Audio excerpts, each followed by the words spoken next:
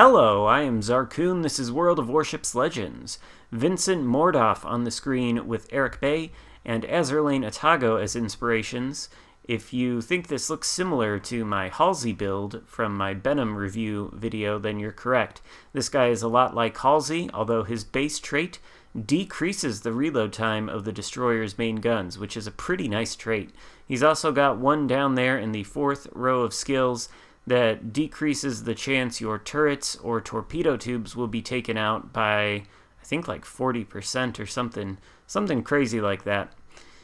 You can get him for the tabs currency that you currently acquire by going down the Steel Redeemer campaign, and I think you'll be able to buy him for that currency at the start of the Halloween event in a week or two, whatever it is. In any case, he's the commander I'm using on the Tier 6 Premium American Destroyer Benham. And we're going to be on Land of Fire, domination mode in this game. I think after my review yesterday, I still hadn't said all I wanted to say about this particular ship. That review was mostly focused on its firepower and utility in terms of doing damage to other ships, like battleships in the game. And of course, it is fairly anemic, fairly weak, but there is something that it's good at. And I think in that review video, I might have said I would explain why I was using twist and track on Halsey, but I never did get around to doing that. Notice I am using twist and track here on this Mordoff guy. The reason for that is because even though the Benham's torps only have a range of 7.5 kilometers, which is, in the grand scheme of things, pretty short, and because the torps do low damage and are pretty slow, they aren't necessarily great offensive torps for going after, battleships and the like. What they are good for is zoning torps. 7.5 kilometer range is just about enough for you to cover an entire cap circle on most maps, at least these normal sized cap circles, from the outside of it. Add twist and track onto your commander, and you know the general direction of the enemy ship nearest to you, and you can fire torpedoes in that direction.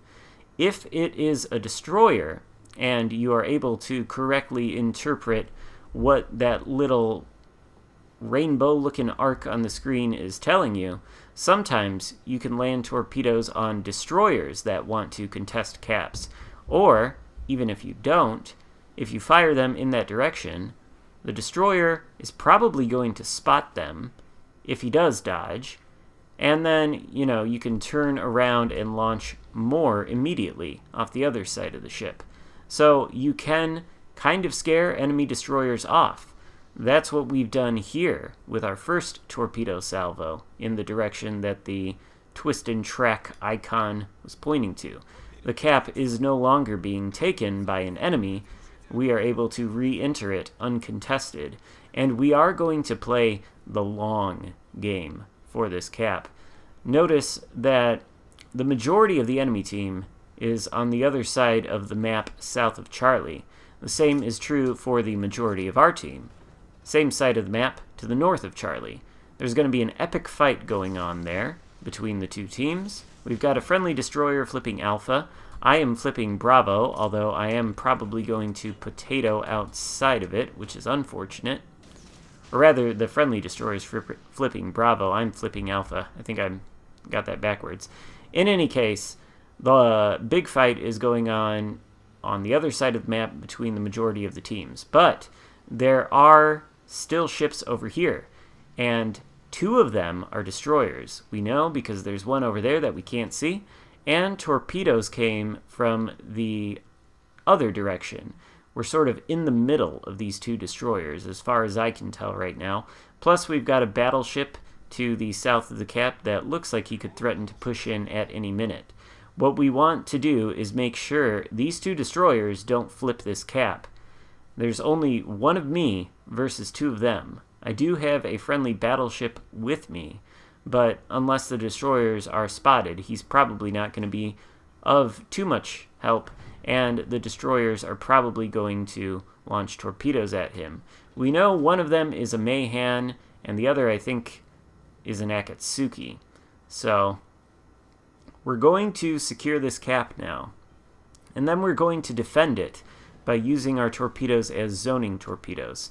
This is not going to end up being a high damage game by any stretch of the imagination. It's going to be a very low damage game, but it is also going to be very effective.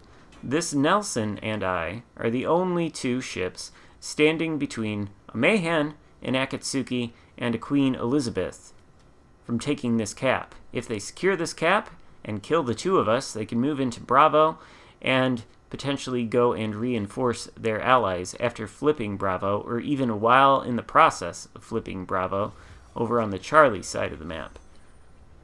We're not going to let them do that, though. The Nelson is sailing into the cap. We've already taken it. The Mayhan has showed himself and smoked up. He has no doubt launched torpedoes at the Nelson, although I don't know if the Nelson is wise to that fact yet. Well, if he wasn't, he is now, because there are the torpedoes. They're going to hit him and take him out, awarding the Mayhan the Liquidator medal, actually, so must have been the flooding that took out the Nelson. We see where Twist and Track is pointing. The Mayhan is in that direction. We're going to fire torpedoes directly into a smoke screen, but according to our little symbol there, he is moving to the left of the screen, it looks like. Torpedoes on the other side are almost up. We are going to launch those two. We think maybe he's going more toward the right, but we're wrong, interpreting the moving of the little symbol up there incorrectly. He's actually moving hard to the left there, and he's about to come out of the smoke screen. The torpedoes are going to miss, so now we're going to use the guns. We do still have two smoke screens, so we're going to use them very defensively here. And this is how I found the smoke on the Benham is best used. We're going to deploy it so the Mayhan can't see us.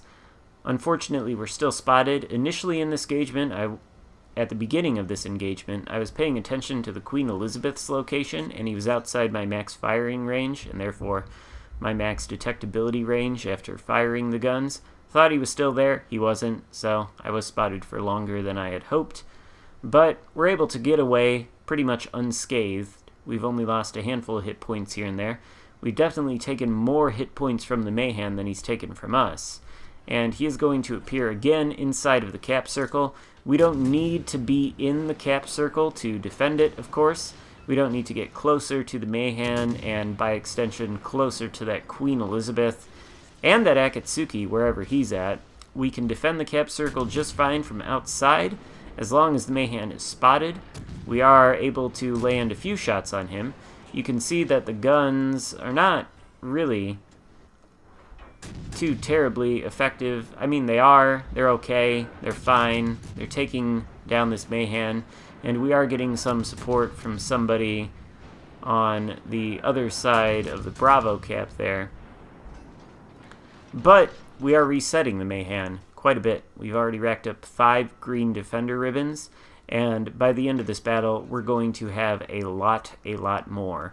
Those things are incredibly valuable if you're looking to earn experience, like global experience or credits, and you want to make sure you get a lot of it. Try to get games where you can get a lot of those ribbons. Not only is it going to benefit you by giving you more credit earnings and experience earnings, it'll benefit your team by stopping the enemy from taking the caps and capitalizing on points gains that way. Mayhan has come to a bit of a stop. We've launched torpedoes, I think again where the Twist and Track was telling us, and we're shooting at him hoping he'll turn in to the torpedoes. I don't think he's going to end up doing that, but we're far enough away now that we can start reapproaching this alpha cap circle and stopping the Mayhan from taking it. Although he has doubled back around and he's coming for us, that's okay. We can reset him again. We'll use the excellent turning characteristics here of the Benham to try and dodge his shots. You can see that up close these guns do hit hard enough, and they will get the job done. We're going to take a few shots at the Akatsuki. We thought our torpedoes might actually hit the Mayhan, not so. He is able to avoid them by slipping through the gap. So we are going to have to finish him off with the guns. We do feel pretty confident about being able to do that, provided we can aim our shots correctly. Got a fire on the Mayhan, thinking that's probably going to end his life there. Doesn't look like he has damage control yet. But one more shot just to seal the deal. He goes down.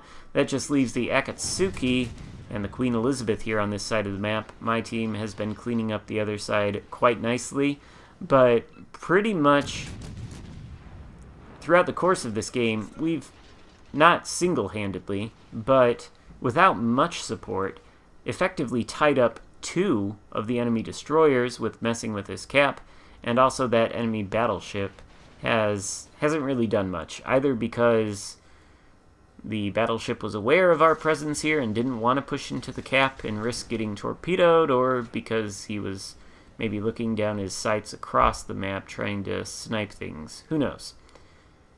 Anyway, the enemy is definitely going to take this cap, but that's fine. We've made them work extremely, extremely hard to get it. We did capitalize on the points from it when we had it, and our team still has Bravo secured, and they've won the contest at Charlie, secured that as well. Now, we are behind in terms of ships, but since my team has done such a good job of getting cap control early on, we are ahead on points, and there is only one enemy destroyer left. That is the Akatsuki, who, instead of going after the rest of the cap circles, which is probably what he should be doing, is busy trying to kill me. And far from disengaging, he's trying to pick a fight.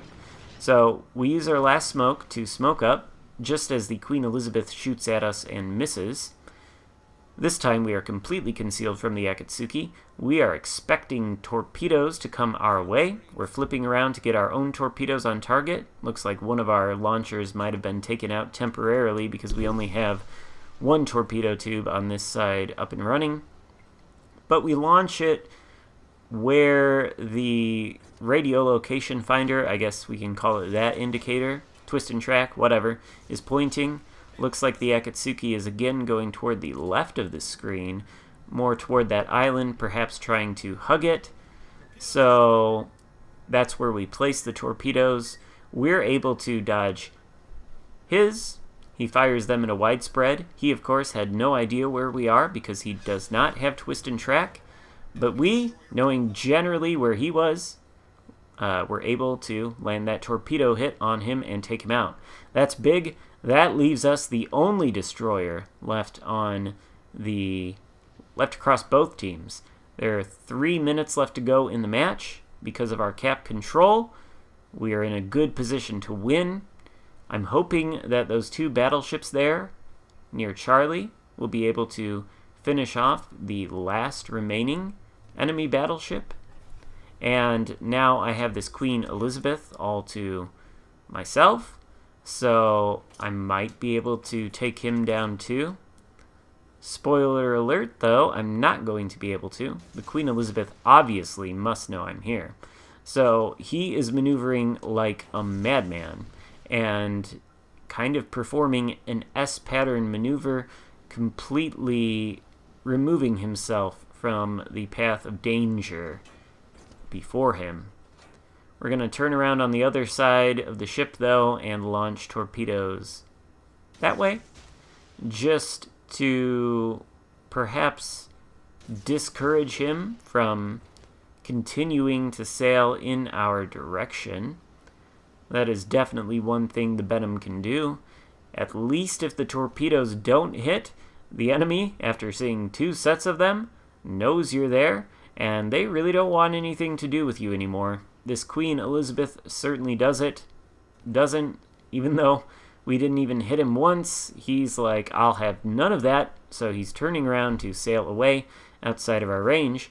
Nothing we can do. We don't want to shoot our guns, of course, and try to farm any more damage right now, just in case the 2 friendly battleships can't win the fight against whatever is in Charlie.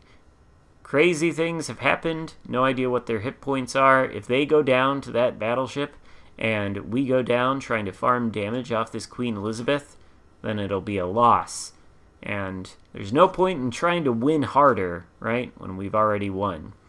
Anyway, that's about all there is to this game, so we can cut to the end now pretty shortly here. I think it was a pretty decent example of the cap control you can exercise in this ship, the Benham, and it can be pretty good in these kind of situations. I have another game that's a little bit more faster paced than this one that also shows that in action pretty effectively, and if you want to see that as well to get another example of it, then let me know in the comments and I'll make a video out of that too. In any case, I still don't think the Benson is necessarily the strongest ship, but in domination mode, if you are able to do this kind of thing, you can use the torpedoes as zoning torps for cap control, and that's going to be very good for you in terms of your chances of winning the game, if you can control the caps, you know. It's also why you should probably consider using twist and track. As you can see, it helps a lot. I guess we didn't cut there. That's the end of the video, though. We won the game, and we're top of the leaderboard with 2,500 base XP. So not a bad result in terms of XP. Thank you so much for watching. I will see you next time. Goodbye.